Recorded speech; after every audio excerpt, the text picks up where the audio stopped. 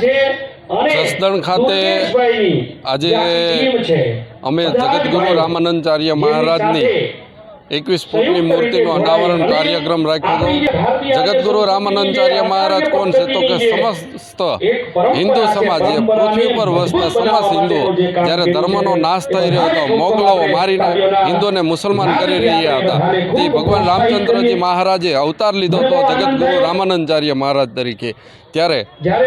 એમની યોગ શક્તિથી જ્યારે મોગલો હિન્દુઓ પર હુમલો કરી રહ્યા હતા, મારીને મુસલમાન કરી રહ્યા હતા, તે બાપુની યોગ શક્તિથી જ્યારે નમાજ પઢવાનો સમય થાય ત્યારે શંખનાદ થતો હતો અને મૌલવી દ્વારા જ્યારે મોઢામાં થૂકીને મુસલમાન બનાવી રહ્યા હતા, ત્યારે એમની યોગ શક્તિથી જ્યારે મૌલવી મોઢું ખોલવા જાય તો એનું મોઢું ખુલ્લે ને ખુલ્લું રહેતું હતું। ત્યારે આવા જગતગુરુ રામાનંદાચાર્ય મહારાજ જ્યારે ધર્મનો પ્રચાર કર્યો હતો અને સમગ્ર ભારત વર્ષમાં ગામડે ગામડે રામજી મંદિર બંધાવ્યા હતા અને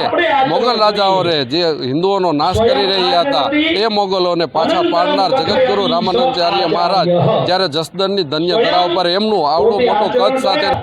આજનો કાર્યક્રમ જસદણ મુકામે રામાનંદી સાધુ સમાજ દ્વારા જ્યારે ભવ્ય દિવ્ય આયોજન કરવામાં આવ્યું છે, ત્યારે આજે જગતગુરુ રામાનંદાચાર્ય મહારાજની મૂર્તિની પ્રાણ પ્રતિષ્ઠા જ્યારે ગુજરાતમાં ક્યાંય થઈ નથી, ત્યારે જસદણ રામાનંદી સાધુ સમાજે ભવ્ય દિવ્ય જ્યારે ભગવાન રામાનંદાચાર્ય મહારાજની મૂર્તિ સ્થાપિત કરી એનો અમે આનંદ વ્યક્ત કરી છે। અને આજના પ્રસંગમાં સંતો નાનું એમ થાય કે કુંભનો મેળો હોય એટલે બધા સંતોને બોલાવીને ભવ્ય મારુતિ ધામ સાંસે બાપાનું સાધનાની ભૂમિ, પ્રાર્થનાની ભૂમિ, યોગીજી મહારાજનું પણ ખૂબ જ અહીંયા એમની સાધનાની ભૂમિ આજ જસદણની અંદર માહોલ મિની કુંભ જેવો જ્યારે થયો છે, ત્યારે હું રામાનંદી સાધુ સમાજ જસદણને ખૂબ ખૂબ ધન્યવાદ આપું છું। હું ગુજરાત રામાનંદી સાધુ સમાજનો પૂર્વ ચેરમેન અમરદાસ બાપુ આજ આ રામાનંદી સાધુ સમાજને ખૂબ જ